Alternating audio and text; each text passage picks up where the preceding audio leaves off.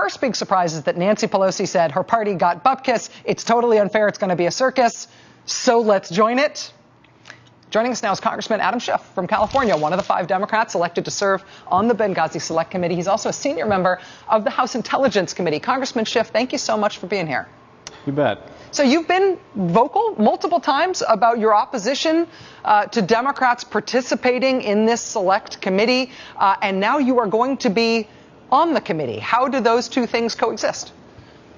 Well, I think what you've seen is we did have that difficult debate that you mentioned, and the caucus was deeply divided. But at the end of the day, we had coalesced around the agreement and the strategy that the leader has adopted. Ultimately, our leadership concluded that it was important to have people in the room to contest the abuse of that kind of power and process.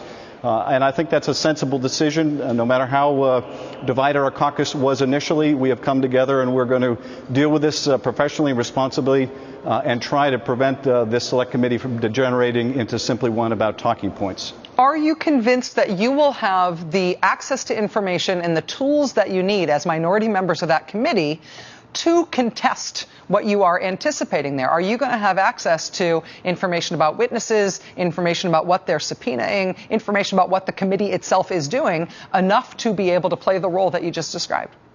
Well, we're certainly going to try. There's no guarantees, and in fact, we couldn't even get commitments from the Speaker to make sure that we would be present when witnesses were interviewed, that we would have any say in what kind of subpoenas or the range of subpoenas that would be issued.